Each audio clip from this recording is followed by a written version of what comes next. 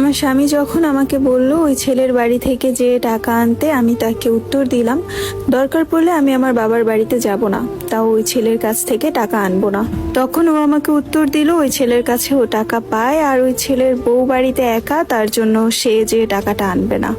তারপর আমি ওই ছেলের বাড়িতে যেয়ে ওর বউয়ের কাছ থেকে টাকা নিয়ে আসি। আর তারপর আমার বোনের বাসায় যাই, যেয়ে দেখি দুলাভাইকে কবর দেওয়া হয়ে গেছে। আমি আমার দুলাভাইকে শেষ দেখাটুকুও দেখতে পারলাম না। আর ওখানে আমি আমার ছেলেকে আমার বাবার কোলে দেই। তারপর আমার বাবার তার রাগটা ধরে রাখতে পারেনি, এক হাতে আমার ছেলেকে কোলে নিয়ে আরেক হাতে আমার বাবা আমাকে জড়িয়ে ধরে ভীষণ কান্না করছিল। আমার অবস্থা এমনটা হয়েছিল যে আমাকে দেখে চিনার মতো ছিল না। আমার খুব খারাপ লাগছিল, মুখ ফুটে বলতে পারছিলাম না যে বাবা আমি আর ওই জালিমের ঘরে যাব না। আমাকে ভীষণ কষ্ট দেয়, আমি যেই কাজগুলো করতে চাই না ওই কাজগুলো আমাকে জোর করে করায়। তাও তাকে কিছুই বলতে পারছিলাম না। অনেক ইচ্ছা করছিল সবকিছু খুলে বলি, কিন্তু এইদিকে আমার বোনের স্বামী মারা গেছে, আমার বোনের 2টা ছেলে আছে। এখন যদি আমিও চলে আসি আমার বাবা আমার বোনকে টানবে নাকি আমাকে, এই চিন্তা করে আর তাকে কিছুই বললাম না। তারপর আমি আমার বোনের বাসায় 1 সপ্তাহের মতো থেকে আমি আমার বাড়িতে চলে আসি। একদিন হঠাৎ আমার স্বামী আমাকে বলল ওর ছোট খালা নাকি আমাকে যেতে বলেছে।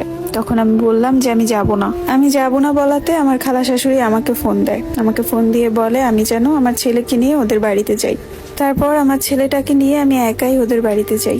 আর আমার খালা শাশুড়ির বাড়িতে যেয়ে আমি তো আরো একটা শক খাই। উনি আমার হাতে কিছু ট্যাবলেট ধরিয়ে দিয়ে বলে যে আমি যেন এই ট্যাবলেটগুলো যাওয়ার সময় নিয়ে যাই। আমি অবাক হয়ে তার দিকে তাকিয়েছিলাম। তখন তাকে জিজ্ঞাসা করলাম যে আমি আপনাকে ভালো মনে করেছিলাম, কিন্তু আপনিও যে এই ব্যবসার মধ্যে জড়িত এটা আমার ধারণা ছিল না। আমি যখন ওনার কাছ থেকে এগুলো নিতে চাচ্ছিলাম না, ওনার সাথে আমার একটু তর্ক বিতর্ক হয়। তারপর আশেপাশের লোকজন একটু জানাজানি হয়। তখন আমার খালা শাশুড়ি আমার স্বামীকে ফোন দিয়ে বলে তোর বউ এলাকায় জানাজানি করছে যে আমি এই ব্যবসা করি, ও প্রচুর চেঁচামেচি করছে।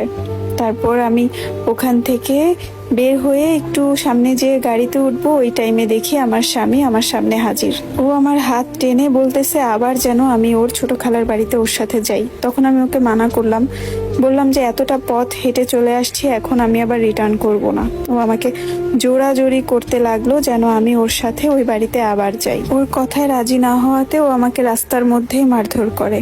এক পর্যায়ে আমি অজ্ঞান হয়ে পড়ে যাই। তারপর রাস্তার সবাই মিলে ধরাধরি করে আমাকে হসপিটালে নিয়ে যায়। আর হসপিটালে 1 দিনের মতো থাকি। তারপর আমি বাড়িতে আসি। আর বাড়িতে আসার পর ও আমাকে আমার ফোনটা দিচ্ছিল না। আমি অনেক চাওয়াচাই করলাম আমার ফোনটা আমাকে দাও, কিন্তু ও কোনোভাবেই আমাকে আমার মোবাইলটা দিচ্ছিল না। 3 দিন পর ও আমাকে আমার হাতে ফোন দেয়।